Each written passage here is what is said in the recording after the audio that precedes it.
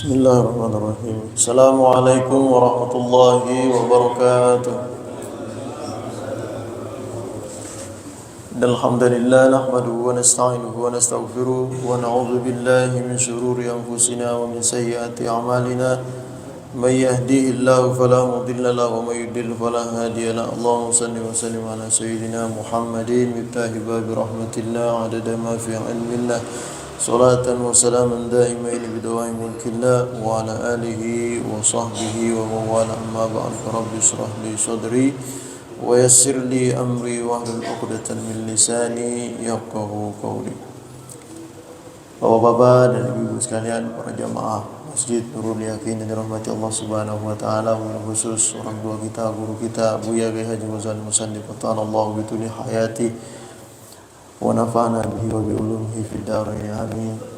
Wabil khusus juga orang tua kita Bapak Haji Damsik, Bapak Haji Nurul Alim, Bapak Haji Khalik, orang tua kita yang lain, para sepuh tokoh masyarakat, ketua DKM dan segenap jajarannya yang dirahmati Allah Subhanahu wa taala. Alhamdulillah, pada subuh hari ini kita bersyukur kepada Allah Subhanahu wa taala berbagai macam nikmat yang Allah berikan kepada kita yang tidak bisa kita hitung, tidak bisa kita nilai dengan apapun. Namun bagian daripada bentuk syukur kita kepada Allah Subhanahu wa taala pada subuh hari ini, kita memaksakan diri kita, kita mendorong diri kita untuk senantiasa taat kepada Allah Subhanahu wa taala, senantiasa melaksanakan perintahnya. Mudah-mudahan apa yang kita lakukan pada saat ini merupakan bagian daripada bentuk syukur kita kepada Allah Subhanahu wa taala atas nikmat yang Allah berikan kepada kita.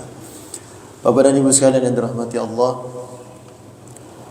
berhubung tadinya subuh ini Ustadz Khusyairi beliau mungkin berhalangan, jadi kita tukeran aja daripada kosong. Mungkin beliau nanti Kamis ya. Dan kita melanjutkan kajian kita masih dalam kitab Mishkatul Anwar terkait dengan hadis-hadis qudsi yang dikumpulkan oleh Syekh Muhyiddin Ibn al-Arabi rahimahullahu ta'ala wa ra'ah. Masuk pada hadis yang ke-30 32. Qala al-muallif rahimahullahu ta'ala wa adama an-naf'a bi ulumihi wa ulumi masyayikhina fid dharain amin. Qala haddatsana Abu Bakar Muhammad ibn Abdullah ibn al-Arabi al-Mu'afiri qala haddatsana Abdul Wahhab qala haddatsana Ali al-Arabi qala haddatsana Sukainah qala haddatsana Abdul Wahhab ijazatan an Abdul Mun'im ibn Abdul Karim al-Kushairi an abihi qala sami'tu Aba Abdurrahman as-Sulami yaqulu wa sa'altuhu anil ikhlas faqala sami'tu Ali ibn Sa'id wa Ahmad ibn Muhammad wa sa'altuhuma anil ikhlas qala sami'na Ali ibn Ibrahim as-Saqafi wa sa'alnahu anil ikhlas faqala sami'tu Muhammad ibn Ja'far al-Khassafi wa sa'altuhu anil ikhlas faqala sa'altu Ahmad ibn Yasar anil ikhlas ma huwa qala sa'altu Aba Yaqub asy-Syariti anil ikhlas ma huwa qala sa'altu Ahmad ibn Ghassan anil ikhlas ma huwa qala sa'altu Abdul Wahid ibn Zaid anil ikhlas ma huwa qala sa'altu Al-Hasan anil ikhlas ma huwa qala sa'altu Hudzaifah anil ikhlas ma huwa qala sa'altu Rasulullah sallallahu alaihi wasallam anil ikhlas ma huwa qala sa'altu Jibril qala sa'altu Rabbiyal Izza anil ikhlas ma huwa qala sirrun min sirri istauda'tuhu qalba man ahbabtu min ibadi. Bapak dan Ibu sekalian dirahmati Allah, ini namanya hadis musalsal ya. Hadis musalsal. Hadis musalsal itu ada musalsal bil qaul dengan ucapan ya, ada musalsal dengan perbuatan ya. Musalsal itu apa yang dilakukan oleh guru kita pertama kali hadis ini disampaikan, seperti itulah yang dilakukan oleh muridnya ketika menyampaikan kepada generasi berikutnya. Seperti misalnya musalsal bit tasbih. Rasulullah pernah memegang tangan sahabatnya kemudian menyampaikan hadis. Ya. Rasulullah juga pernah, kalau yang mirip dengan hadis ini itu musalsal bil mahabbah. Jadi hadis ini disampaikan dari generasi ke generasi itu dengan mengucapkan, wahai fulan, inni uhibbuka, kul dubra kulli shalah, Allahumma inni ala dzikrika wa syukrika wa husni ibadati. Jadi Rasulullah pertama kali menyampaikan hadis, wahai fulan, aku mencintaimu, ya. Aku mencintaimu, maka ucapkanlah setiap habis salat, Allahumma inni ala dzikrika wa syukrika wa husni ibadati. Ini sahabat menyampaikan kepada tabi'in juga mengucapkan, wahai fulan, inni uhibbuka, kul dubra kulli shalah, Allahumma inni ala dzikrika wa syukrika wa husni ibadati. Tabi'in menyampaikan kepada tabi'in juga mengucapkan inni uhibbuka, makanya disebut dengan musalsal bil mahabbah, ya. Yang musalsal bil mahabbah. Jadi hadis ini disampaikan seperti cara yang disampaikan oleh Rasulullah. Ya, Rasulullah menyampaikan hadis ini dengan cara mengucapkan inni uhibbuka. Lalu generasi berikutnya mengucapkan seperti itu. Ya, ini namanya musalsal. Musalsal itu artinya bersambung terus, baik itu cara ataupun kaifiatnya, baik itu ucapan ataupun caranya. Ya, itu. Ini namanya musalsal. Ya, banyak hadis-hadis musalsal seperti ini. Ini hanya bagian daripada cara saja. Ya. Nah, hadis musalsal ini ya itu menjadi kuat. Kenapa? Karena dengan cara menyampaikannya. Berarti begini cara menyampaikannya. Gitu. Jadi tidak bisa, biasanya hadis musalsal itu tidak diijazahkan secara sembarangan, tetapi memang diijazahkan sebagaimana gurunya mengijazahkan dulu seperti ini, nanti dia mengijazahkannya dulu kepada orang lain seperti itu. Ya. Ijazah itu artinya melegalkan untuk diamalkan. Saya terima dari guru saya seperti ini, sekarang saya amanatkan kepada engkau untuk mengamalkannya seperti ini. Nah, itu namanya ijazah. Ya. Legal. Kalau ilegal itu nemu di buku, amalan agar rezeki lancar. Diamalkan sama dia. Nemu di buku, nggak tahu ini, tahu pengarangnya siapa gitu. Cuma pengarangnya aja belum mengijazahkan atau apa gitu. Cuma nemu aja gitu, lalu diamalkan sama dia. Ini namanya ilegal. Kalau legal itu diijazahkan secara langsung. Tapi dalam keilmuan, ya, dalam urusan keilmuan itu, ya, tidak ada istilah nggak boleh, boleh aja. Karena cara mendapatkan ilmu itu berbagai macam. Dalam ilmu hadis itu disebutkan banyak sekali metode-metode untuk memperoleh ilmu. Ya, metode-metode untuk memperoleh ilmu. Baik itu ada istilah haddatsana, ada istilah sami'tu, ada istilah saya baca, guru saya yang menerangkan, ada guru saya yang menerangkan secara langsung, ada saya dengar, berarti ikut majelis ini mojok dengerin gitu. Nah, saya dapat dengan cara mendengarkan, saya pernah dengar si anu begini nyampaikan. Nah, itu mendengar berarti. Nah, kalau untuk zaman sekarang, saya pernah nonton di YouTube. Nah, bisa jadi gitu. Ya. Saya pernah searching di Google. Nah, bisa jadi begitu juga cara memperoleh ilmu.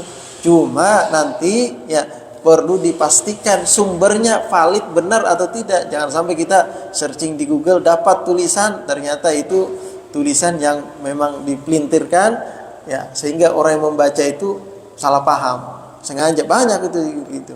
Kalau kita nggak punya landasan ilmu dasar lalu baca, bisa kebawa itu. Banyak yang seperti itu. Nah, jadi ini tadi hadis musalsal. Nah, hadis musalsal ini dari Sayyidina Al-Hasan, kita ambil yang dari tabi'in saja ya. Sa'altul Hasan anil ikhlas ma huwa. Saya bertanya kepada Sayyidina Al-Hasan tentang ikhlas, apa sih itu ikhlas? Ya. Qala sa'altu. Lalu Sayyidina Al-Hasan berkata, saya juga bertanya kepada Hudzaifah Al-Yamani anil ikhlas, tentang ikhlas, apa sih ikhlas itu? Nah, Hudzaifah kemudian berucap, saya pun juga bertanya kepada Rasulullah, apa sih ikhlas itu? Nah, ini saling nanya-nanya ini terkait dengan ikhlas. Ya. Jadi jawabannya bersumber langsung dari Rasulullah, dari Allah nanti ya. Karena ini hadis qudsi. Ma huwal ikhlas? Apa sih ikhlas itu? Qala Rasulullah kemudian menjawab, Sa'altu Jibril anil ikhlas ma huwa. Ternyata Rasulullah juga nanya ya kepada Jibril, wahai Jibril, apa sih ikhlas itu? Ya. Qala berkata Jibril, Sa'altu Rabbal Izza anil ikhlas. Saya juga bertanya kepada Allah, apa sih ikhlas itu? Ya.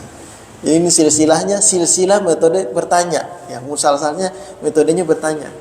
Saya bertanya pulang, si Anu ngomongnya begini. Saya bertanya juga ngomongnya begini. Jadi bertanya sampai kepada Allah Subhanahu wa taala pertanyaan ini dijawab oleh Allah Subhanahu wa taala, qala sirrun min sirri. Ikhlas itu adalah sebuah rahasia daripada rahasiaku. Ya. Salah satu rahasia daripada rahasia itu ikhlas. Jadi namanya ikhlas itu hanya Allah dan pelakunya hambanya yang tahu. Ya. Ikhlas itu apa? Kata Allah dalam hadis kursinya, sirrun min sirri. Ini adalah rahasia daripada salah satu rahasia daripada rahasia-rahasiaku. Itu ikhlas. Ya. Istauda'tuhu qalba man ahbabtu min ibadi. Saya titipkan ikhlas ini, saya letakkan ikhlas ini di dalam hati hambaku yang aku cintai. Istauda'tu qalba man, di dalam hati hambaku ya, ahbabtuhu yang aku cintai min ibadi. Ya.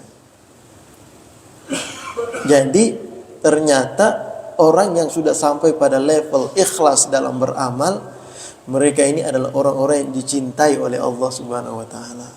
Ya, pertanyaannya kita udah sampai level ikhlas belum? Kalau kita belum ikhlas dalam beramal, berarti kita belum dicintai oleh Allah Subhanahu wa taala. Ya. Nah, ini jadi pertanyaan buat kita ini. Nah, bagaimana sebenarnya untuk meraih ikhlas itu? Ya. Banyak sekali orang-orang memahami ya ikhlas itu kayak perbandingannya itu kayak orang buang kotoran gitu. Orang lagi BAB atau BAK gitu kan, buang kotoran, habis buang kotoran lega gitu, keluar gak mikirin lagi yang di belakang itu. Ya. Bukan gak mikirin belum disiram ya, bukan. Ini harus disiram dulu, habis disiram udah selesai udah keluar gitu. Beres sudah. Gak mikirin lagi. Maksudnya yang keluar tadi itu gak disebut-sebut gitu. Itulah ikhlas. Yang keluar tadi itu perbandingannya yang kita kerjakan tadi itu nggak disebut-sebut. Ya, itu perbandingan ikhlas. Ya. Maka dari itu para ulama mengatakan wa haqiqatul ikhlas sidqun fin niyyah wal qaul wal amal fi ma yata'allaqu bi huquqillahi ta'ala wa fi ma yata'allaqu bi huquqil makhluqin. Yang namanya ikhlas yang sebenarnya itu, ya hakikat daripada ikhlas itu ialah ketika niat yang tulus sejalan dengan ucapan, ya, perbuatan, baik itu amal yang berkaitan dengan Allah, yang hubungannya dengan Allah secara horizontal langsung kepada Allah, atau secara vertikal langsung kepada manusia. Ya. Ikhlas yang kita ucapkan, yang kita niatkan itu sejalan dengan ucapan dan perbuatan kita. Ya, ini menurut Imam Abdullah Ad-Dhaifi, ya, dalam kitabnya Tariqul Ilah alal Ikhlas. Dan menurut ulama lain, ya, Abu Ayyub As-Susi, beliau mengatakan al-khalisu minal a'mal ma lam ya'lam bihi malakun fayaktubuhu wala adwun fayufsiduhu walan nafsu fata'ajjaba bihi. Ya. Jadi al-khalisu, amal yang tulus, ikhlas karena Allah Subhanahu wa taala, adalah amal yang dilakukan dengan benar tanpa pernah berpikir sedikit pun tentang cara, ya, anil payaktubahu, ya, tentang cara yang baik, juga tidak pernah terbesit akan ada orang alim yang menghalanginya, ya. Begitupun juga orang yang takjub bangga dengan amal tersebut. Jadi dia itu beramal tidak berpikir nanti akan ada yang memuji, akan ada yang mencatat. Nah, itu orang-orang ikhlas seperti itu. Nggak memikirkan hal semacam, pokoknya ya mau beramal aja udah. Ya. Mau beramal aja. Nah, namun hal ini kita masih agak kesulitan, ya. Kenapa? Karena terkadang ada beberapa amal, ya, yang disampaikan oleh Rasulullah SAW, tapi menjanjikan sebuah balasan. Misalnya, ya, barang siapa yang duduk setelah sholat subuh, kemudian dia berzikir hingga terbitnya matahari, naik kadar setombak, kemudian dia sholat 2 rakaat, maka baginya pahala haji dan umrah sempurna. Pahala haji dan umrah nih. Lalu dia duduk berzikir, ya. Kemudian dia sholat 2 rakaat. Kenapa? Dengan harapan dia dapat pahala haji dan umrah. Ya, dapat pahala haji dan, apakah ini juga masuk bagian daripada ikhlas? Nah, tapi agama sendiri memfasilitasi istilahnya gitu ya, memberi motivasi dengan cara itu. Masuk nggak ikhlas kalau begini-begini? Nah, di sini Imam An-Nawawi Al-Bantani menyebutkan dalam kitabnya itu ada 3 tingkatan dalam ikhlas ini. Ya, kita ada di tingkatan mana ini? Ya. Nah, yang pertama Imam Nawawi Al-Bantani menyebutkan fa'a'la maratibil ikhlas tasfiyatul amali min mulahadatil khalqi bi alla yurida bi ibadatihi illa imtisala amrillah. Fa'ala maratibil ikhlas, martabat ikhlas yang paling tinggi, ya, adalah tasfiyatul amal, membersihkan perbuatan atau amal yang kita kerjakan an mulahadatil khalqi, dari perhatian manusia, perhatian makhluk, ya. Bi alla yurida bi ibadatihi illa imtisala amrillah, seperti misalnya orang itu dia tidak menginginkan sebuah ibadah melainkan hanya sekedar menjunjung perintah Allah Subhanahu wa taala, imtisala amrillah. Wal qiyama bihaqqil ubudiyah duna iqbalin nasi alaihi bil mahabbah. Ya, dan dia melaksanakan suatu perintah itu, ibadah itu, ya memang karena dia al-qiyam bihaqqil ubudiyah, dia melaksanakan, ya, sebagai seorang hamba, dia yang melaksanakan amal itu karena dia menyadari dirinya adalah seorang hamba yang harus mengabdi kepada Tuhannya. Ya, dia menyadari dirinya ini adalah seorang hamba yang harus mengabdi kepada Tuhannya.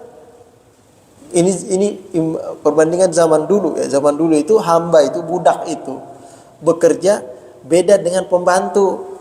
Kalau sekarang pembantu dia kerja nunggu gaji akhir bulan. Kalau dulu budak itu bekerja ya karena memang dia sudah menjadi budak, gitu.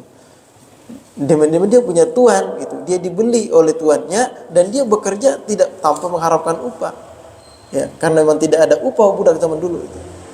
Nah, perbandingannya kita ini sebagai hamba Allah, ya. Kita bekerja ya karena memang kita ini budaknya Allah, hambanya Allah, gitu. Ciptaan Allah, sudah sepatutnya seperti itu. Kita beramal, bekerja, berbuat baik sesuai dengan perintah Allah, ya. Duna iqbalin nasi alaihi bil mahabbah, bukan dengan tujuan agar orang-orang cinta kepada dia. Saya biar didemenin sama si Anu, saya kasih dia hadiah. Dikasih dia besok dibawain ini, esok dibawain ini. Akhirnya si Anu senang sama dia. Oh, saya demen banget sama si ini, dia sering ngasih saya. Nah, ini ada tujuan lain ini. Ya, ini nggak ada lagi tujuan seperti itu. Ya, wasana, dan karena mengharapkan adanya pujian. Ya. Wal mal, atau mengharapkan harta. Dia bantuin si ini rajin banget, dia bantuin, tapi dalam hatinya emang kepengen juga biar terbesit dalam hati si Anu itu, saya ngasih, kasihan dia udah capek, dia udah ini pengen dikasih, pengen dapat duit gitu. Wa nahwi dzalik, atau ada tujuan lain. Intinya adalah ada batu di balik udang.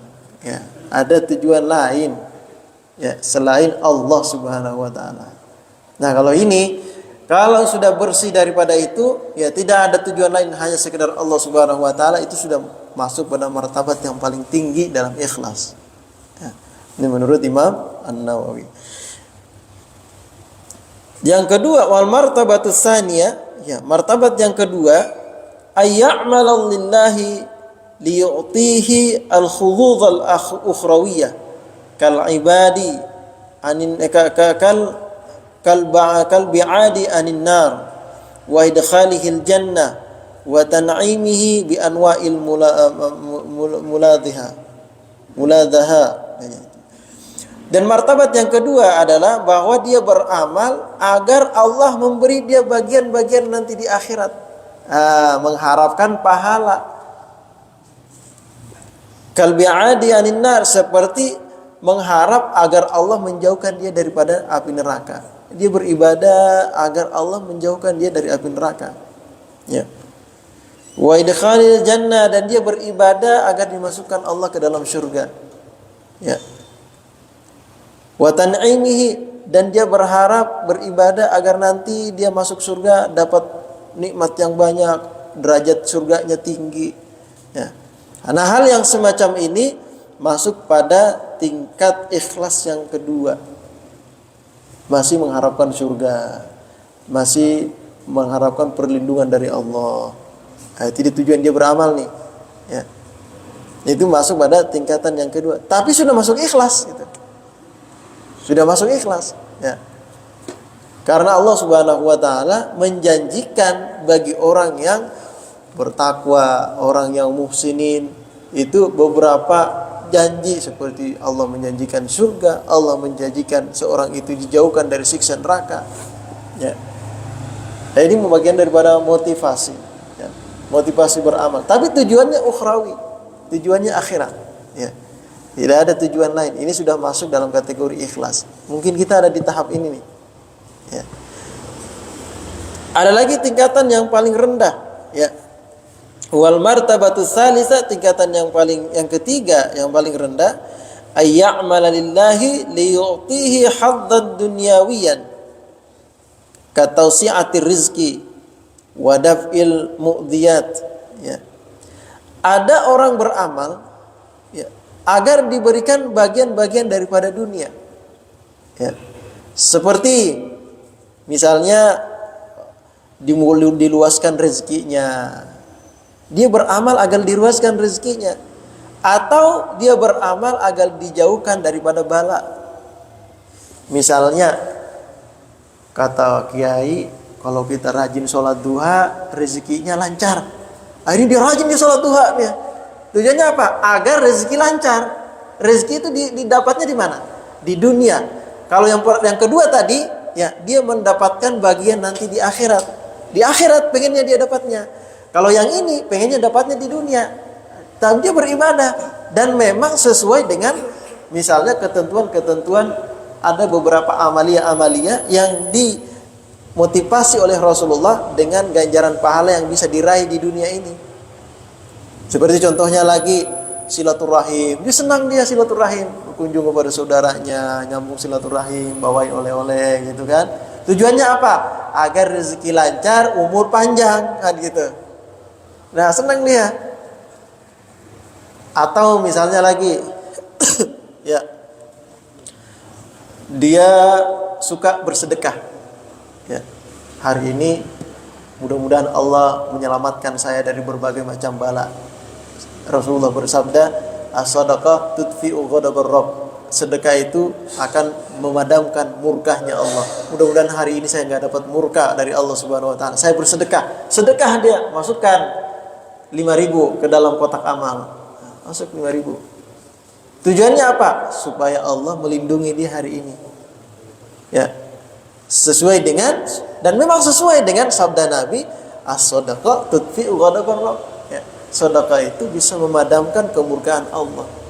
Mungkin hari ini ada sesuatu hal yang kita nggak tahu, ke depannya ini kita akan melakukan hal yang dimurkai oleh Allah. Tapi karena kita bersedekah, Allah palingkan niat kita dari melakukan hal-hal yang demikian. Akhirnya kita aman. Nah, tujuannya apa? Tujuannya dunia masih. Tujuannya masih dunia, tetapi masih sesuai dengan amalnya. Nah, ini adalah tingkat ikhlas yang paling rendah. Ya. Ini tingkat ikhlas paling rendah. Kita sering banyak di sini nih. Ya. Bukan hanya Bapak, saya pun juga kadang begitu. Ya. Mungkin bisa sering lagi begitu. Ya. Biar rezeki lagi agak seret kayaknya, ini harus tingkatin lagi salat duhanya 2 rakaat lagi, tambah lagi nih yang jadi 4 rakaat gitu. Ya.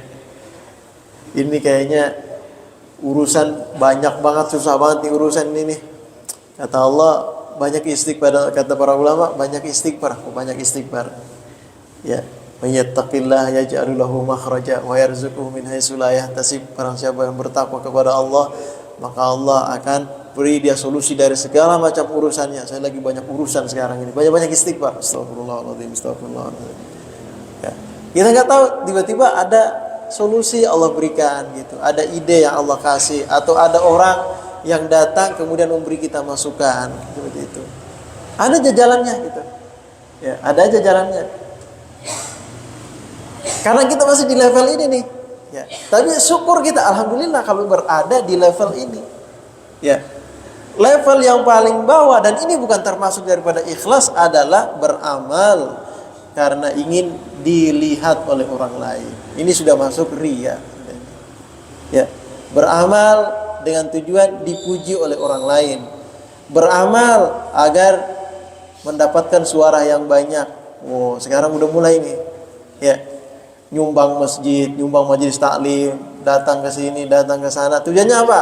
Agar dapat suara banyak. Oh, lihat tuh calon ini, cawapres, capres dan cawapres. Ya, udah pada miliki cawapres sekarang ya kan. Ya, biar pada banyak suaranya, itu mulainya menyumbang kemana ini itu. Ada tujuan dunia bukan sesuai dengan amalnya. Ya. Beda kalau sesuai dengan amalnya, seperti sholat duha agar lancar rezeki, memang sesuai dengan apa yang dimotivasikan dalam riwayat hadisnya, seperti itu. Ya. Nah, ini bagian daripada sekarang bagaimana caranya ya agar kita bisa meraih cinta dari Allah Subhanahu wa taala, agar ikhlas itu ya benar-benar ditanamkan oleh Allah Subhanahu wa taala dalam hati kita. Karena karena ini adalah rahasia daripada Allah.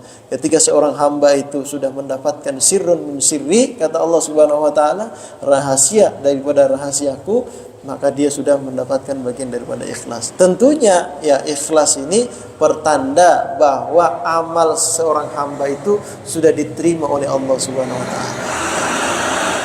Baik, sampai di sini barangkali ada pertanyaan, silakan. Ada yang mau ditanyakan? Ya, apa ini? Ya, silakan. Tadi kan ada ikhlas yang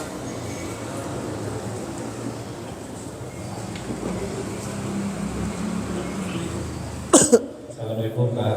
Waalaikumsalam. Iya, salam.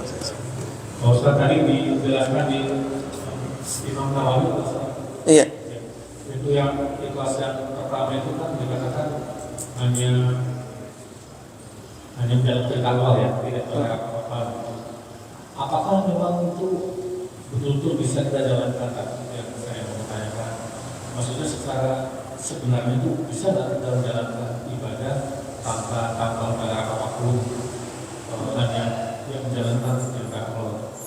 Sedangkan yang saya pernah dengar itu dari ceramah itu di Al-Quran, Allah banyak memberikan janjinya seperti tadi menyampaikan sedekah, kelihatan mengusahakan dan surga, malam kalau sedekah mendapatkan kebaikan pokok bersama-sama sebagainya. Oke, 700 kali lipat kalau saya ambil sekarang.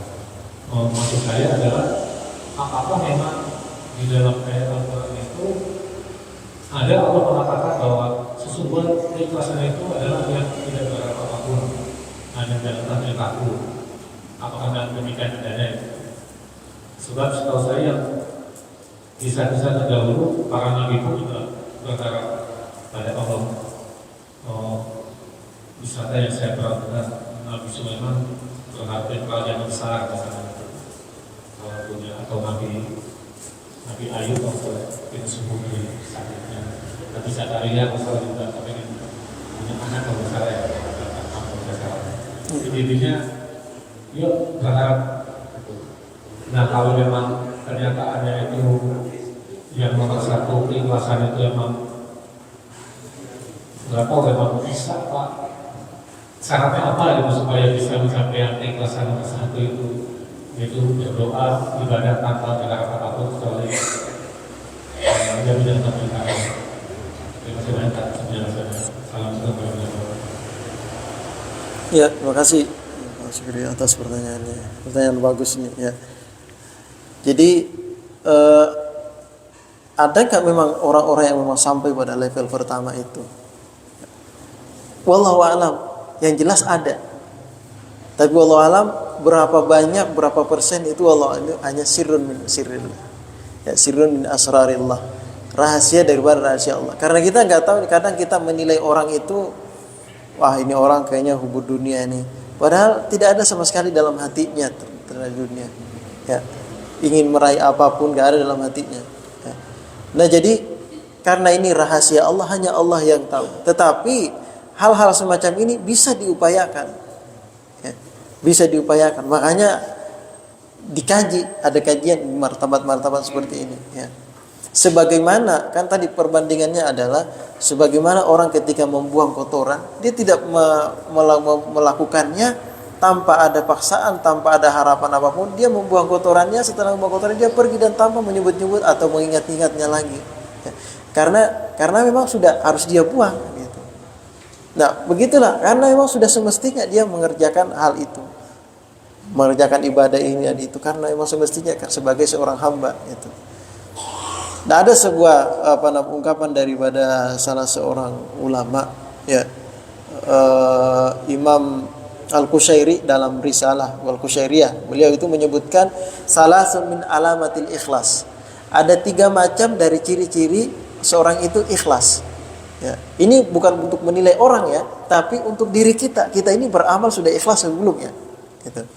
Yang pertama istiwa'ul madhi wad dhammi minal am ya.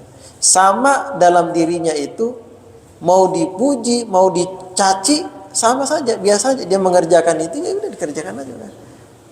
Ya, tidak ada harapan untuk dipuji ataupun tidak merasa kecewa ketika dicaci. Ada orang bersedekah ngasih duit 5.000 doang, ternyata yang dikasih duit 5.000 itu ngomong dia, ya Allah Pak, 5.000 doang buat beli apa ini Pak? Dia nggak ada nyempalin, syukur saya kasih 5.000. Karena kemarin begitu nggak ada dia. Udah terserah deh buat apa. Dan tidak ada memikirkan apa-apa, dia ya nasi aja gitu. Istiwa'ul madhi wad dhammi, mau dicaci, mau dipuji, dia melakukan amal itu ya semata-mata karena Allah gitu.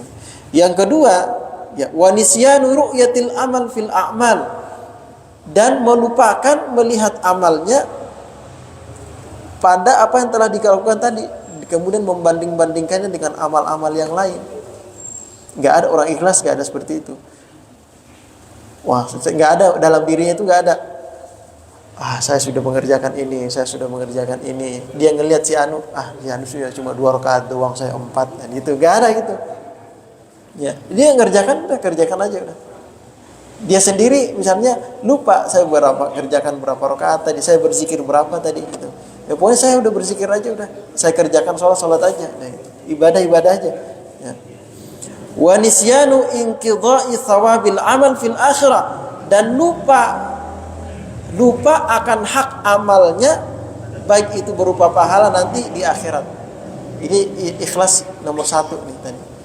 Bahkan dia sendiri lupa untuk mengharap apa yang dia cita-citakan dari amalnya itu, agar Allah nanti selamatkan dia dari neraka, agar Allah nanti masukkan dia ke surga. Udah nggak ingat lagi masalah itu. Pokoknya dia beramal udah karena Allah. Menyadari dirinya sebagai seorang hamba, sudah dia beramal itu. Dan ini memang sulit. Karena kita ini orang awam masih butuh motivasi. Seperti apa motivasinya? Motivasinya ya surga, motivasinya jauh daripada neraka, motivasinya rezeki lancar gitu. Masih butuh motivasi begitu tuh. Ada orang bekerja tanpa motivasi, dia sudah bekerja sendiri kan gitu. Nah, ini yang kita punya. Dan itu bisa dicapai, bisa dirapai dengan usaha. Bil jiddi wal ijtihad. Bisa Pak, insyaallah. Kurang lebih seperti itu. Pak. Ya.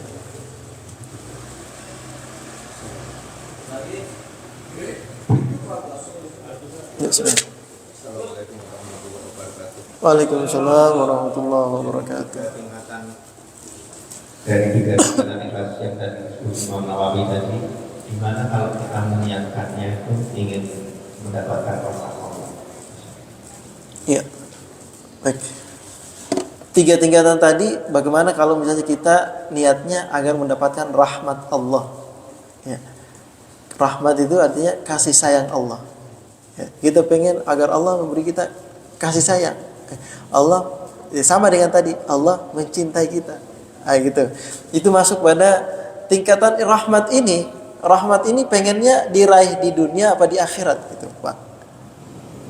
Kita pengen dirahmati Allah di dunia apa di akhirat? Beramalnya itu. Dua-duanya berarti masuk pada level ketiga, Pak. Kalau pengen dapat ganjaran pahalanya itu di dunia, ya seperti rahmat Allah ini, itu berarti kita masih level ketiga. Tapi kalau pengennya nanti di akhirat lah, mau sekarang di dunia mau seperti apa saya gak urusin, Allah yang maha tahu dah. Yang penting saya mengharapkan keselamatan nanti di negeri akhirat, itu level kedua. Tapi kalau terserah Allah, nah saya nanti di akhirat mau seperti apa, yang penting saya sebagai hamba ya mengabdi kepada Sang Khalik, Sang Pencipta, ya hanya semata-mata karena Allah Subhanahu wa taala, tanpa mengharapkan apapun. Ya. Nah, itu berarti dia sudah level yang ketiga. Nah, kita ini sekarang masing-masing sama-sama belajar. Ya, sama-sama belajar ikhlas kita ini udah level ke berapa. Dan perlu kita garis bawahi, jangan sampai ketika kita sudah beramal itu kita justru merasa ya, alhamdulillah nih saya sudah mulai melatih diri saya ikhlas.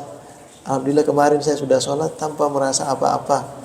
Kalau si Anu itu kayaknya masih sholat, masih si Anu deh. itu mah membandingkan dirinya dengan orang lain, itu belum ikhlas namanya itu. Ya, maksudnya kita ini cukup diri kita aja, urusan kita dengan Allah. Jangan nanti alhamdulillah hari ini saya sholat duha ini, kalau si Anu itu saya perhatikan masih ini, dia membandingkan amal dengan orang lain. Ya, namanya manusia, kadang-kadang ada aja begitu, ada. Namanya manusia ya. Ya kurang lebih seperti itu, Pak. Itu. Iya. Kalau kita masih ada rasa takut, tidak ikhlas, itu ikhlas. Kalau masih ada rasa takut, Jangan saya belum ikhlas, itu pun belum ikhlas. masih ini tingkat tinggi kayaknya nih. Saya belum ada dengar itu, Pak. Kalau ya bisa jadi merasa takut belum ikhlas, itu belum ikhlas ya. Wallahu alam ya. Saya belum tahu itu, Pak. Saya coba cari. Ya. Tapi yang ada adalah al-amalu li ajlin nas riya'un wa tarkul amali li ajlin nas syirkun. Beramal karena tujuan agar dilihat oleh orang lain itu riya. Tetapi meninggalkan amal karena takut dilihat oleh orang lain, ya itu syirkun. Nah, ada ungkapan ulama seperti itu. Ya, ada ungkapan ulama seperti itu. Kalau meninggalkan amal takut tidak diterima oleh Allah, itu masih belum ikhlas. Saya kurang tahu itu tingkat level keberapa atau seperti apa itu tingkat ikhlasnya. Ya. Nanti insyaallah PR saya cari-cari insyaallah. Terima kasih Pak ilmunya. Ada pertanyaan lagi? Ya. Assalamualaikum warahmatullahi wabarakatuh. Waalaikumsalam warahmatullahi wabarakatuh. Gak nyampe kayaknya sih memang. Ya kedengeran Pak Mas. Ya. Tadi kan masalah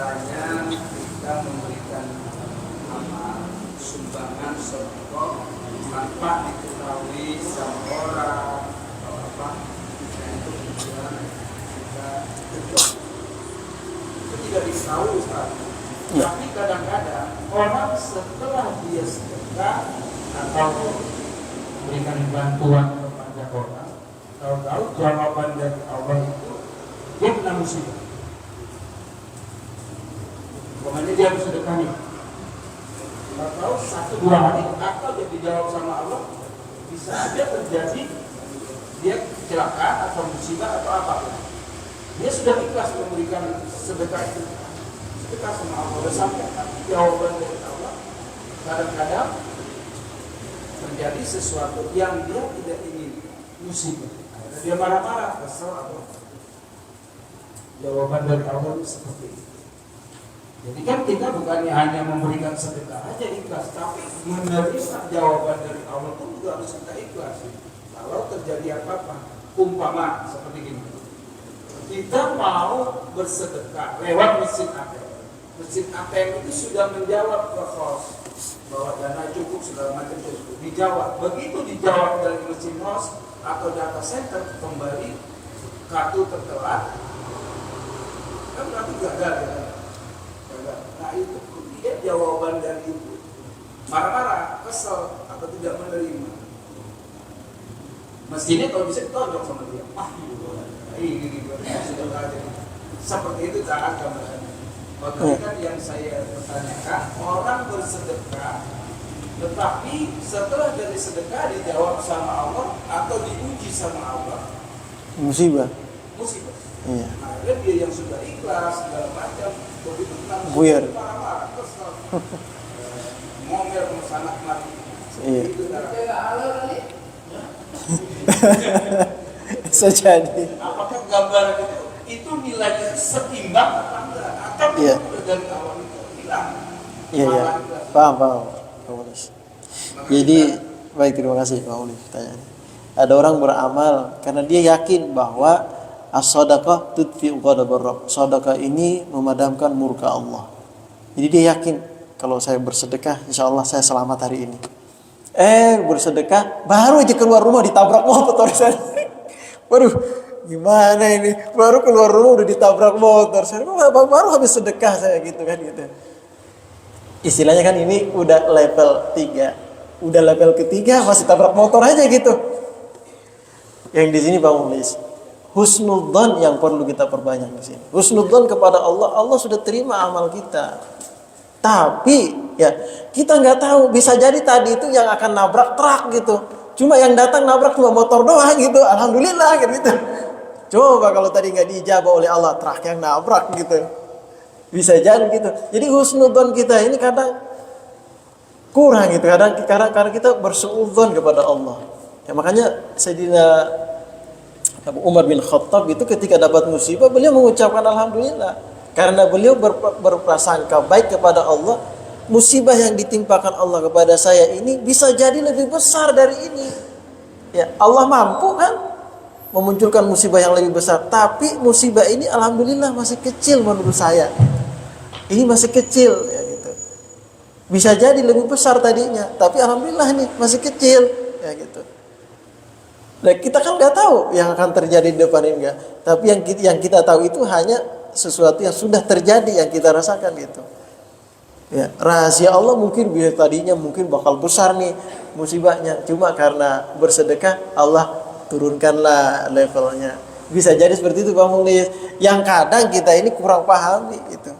Ya, yang kurang kita pahami sehingga muncul suudzon kepada Allah. Allah nggak nerima ini kayaknya.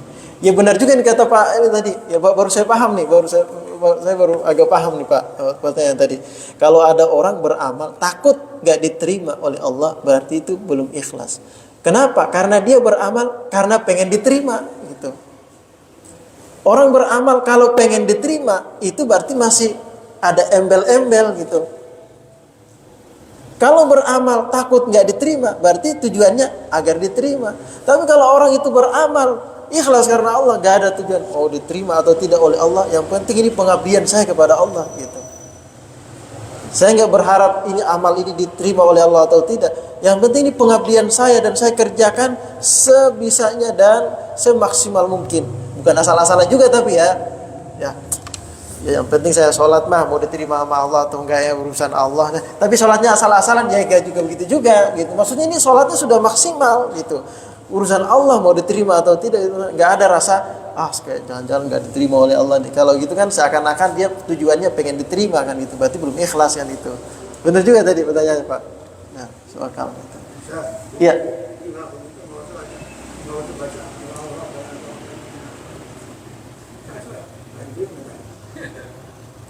Beda lagi itu Pak. Kalau itu doa. Iya. Doa katanya mengharap diterima. Kita nggak mengharap diterima. Asal kita berharap. Sekarang ada orang mengatakan Bener juga Pak Haji ini. Kalau begitu ya udah kita nggak usah berdoa kepada Allah. Rabbana taqabbal minna sholatana, ya Allah terima sholat kami, puasa kami. Kalau begitu ya kan, berarti kan itu ciri-ciri belum ikhlas. Sudah bersalah juga ya. Jadi begini Pak, ya. Urusan doa lain lagi, ya. Namanya niat itu, Pak Haji. Namanya niat itu adalah muqtaranan bi fi'li, berbarengan dengan perbuatan. Dia melakukan perbuatan dalam hatinya ini. Kalau misalnya doa, itu berdoa lain lagi. Misalnya doa habis sholat misalnya kan, kita doa kepada Allah Subhanahu wa taala.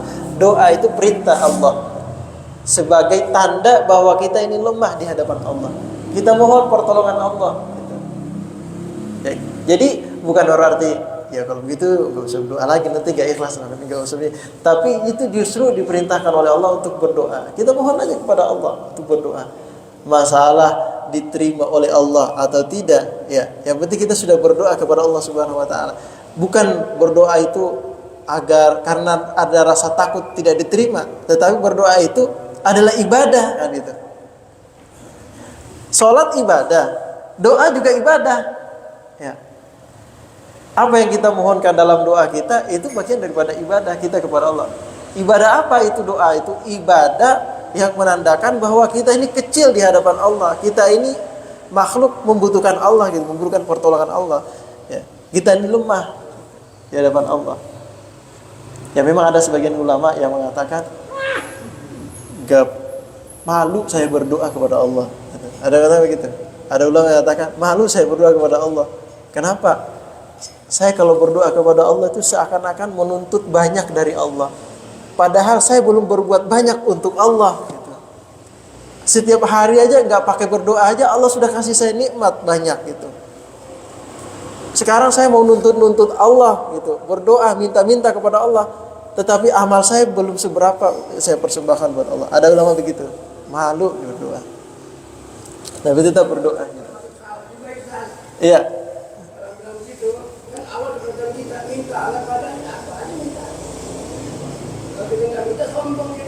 Iya. Iya. Berdoa berarti pikiran saya kesalahan.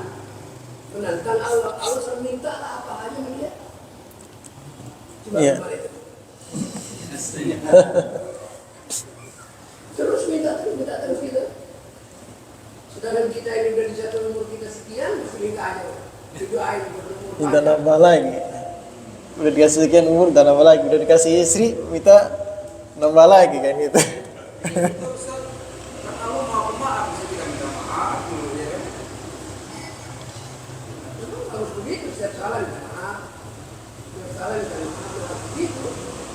Ya harus begitu dong. Tapi saya pikir jangan dipikirin dah.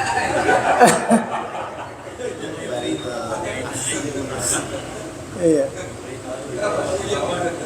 Iya, makanya kembali kepada diri kita masing-masing. Akal manusia. Ya pokoknya gini, sholat udah selesai. Ya itu ya. Jadi apa yang kita lakukan, amal yang kita lakukan ini, ya, itu merupakan persembahan pengabdian kita kepada Allah. Ya. Dan Allah menilai gitu maksudnya. Bukan berarti kan pengen ikhlas gitu kan. Yang penting mah kerjain aja dah sholat. Bukan gitu sepertinya sebenarnya. Tapi kerjakan sholat semaksimal mungkin sesuai dengan tuntunannya gitu. Jangan mengatakan yang penting mas kita kerjakan sholat aja udah, tapi nggak berusaha untuk khusyuk, nggak berusaha untuk lebih baik maksimal dalam mengerjakan sholat gitu, nggak begitu juga. Ya, kerjakan sholat seikhlasnya dengan semaksimal mungkin gitu. Urusan Allah terima atau tidak urusan Allah. Yang penting kita sudah mengabdi kepada Allah kan gitu. Itu baru ikhlas. Tapi kalau ikhlasnya seadanya, ya sholat aja pakai kaos oblong gitu kan, di belakangnya kelihatan gitu ininya bokongnya, ya gitu juga. Iya. Maksudnya kalau kita kerja sesuai dengan aturan-aturan Nabi, bertemu lama, dia nggak. Kemudian kita pasrah gitu. Iya. Takut. Di Quran aja pilih. Ada orang berinfak sedekah secara sir, ada secara terang-terangan. Ini gimana asal kita? Supaya sir, supaya orang nggak tahu. Nah, diumumin aja kita nggak udah tuh, itu kan susah. Udah diumumin, tak? Gue nggak diumumin, jadi belum ada spesifik, tapi yang spesifik. Gimana cara kita itu bisa memasarkan diri kita? Awal dari itu kok, pokoknya orang yang beramal di surga, dari surga harus ikutin kata menurut saya gitu. Iya. Perjanjian perangsa nggak ada. Aplikasi perangsa, halangan. Ya, kasih motivasi. Baik, terima kasih Pak Kiai. Ya, terima kasih Pak Kiai tambahannya. Allah alam bisawab. Mudah-mudahan kita semua bisa. Ya ini kembali ikhlas ini ilmunya untuk menilai amal kita masing-masing, bukan untuk menilai orang lain, menilai amal kita masing-masing agar amal kita ini bisa lebih meningkat, bisa lebih bagus, lebih bersih di hadapan Allah Subhanahu wa taala. Mudah-mudahan Allah Subhanahu wa taala menjadikan kita hamba-hamba yang mukhlisin, yang ikhlas dalam beramal, ya hamba-hamba yang senantiasa mengabdikan hidupnya, ibadahnya hanya kepada Allah Subhanahu wa taala.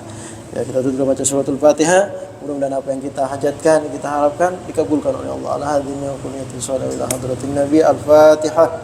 A'udzubillahi minasyaitonir rajim. Bismillahirrahmanirrahim. Alhamdulillahirabbil alamin. Ya kana wa ya kana nasta'in siratal mustaqim siratal ladzina an'amta 'alaihim Astaghfirullahaladzim. Bismillahirrahmanirrahim. Alhamdulillahirabbil alamin. اللهم بحق الفاتحة سر الفاتحة كرامة الفاتحة بارك اللهم كاشكر اللهم يا من يغفر ويرحم اللهم اغفر لأمة سيدنا محمد وارحم أمة سيدنا محمد واستر أمة سيدنا محمد واجبر أمة سيدنا محمد صلى الله عليه وسلم اللهم أخرجنا من ظلمات الوهم وأكرمنا بنور الفهم وامتحنا باب العلم وزينا بالأخلاق الحسنة والحلم اللهم نور قلوبنا بنور هدايتك كما نورت السماوات والأرض أبدا أبدا برحمتك يا أرحم الراحمين ربنا تقبل منا إنك أنت السميع العليم تب علينا إنك أنت التواب الرحيم صلى الله على خير سيدنا محمد سبحان ربك رب العزة عما يصفون سلام على المرسلين والحمد لله رب العالمين صلى الله على محمد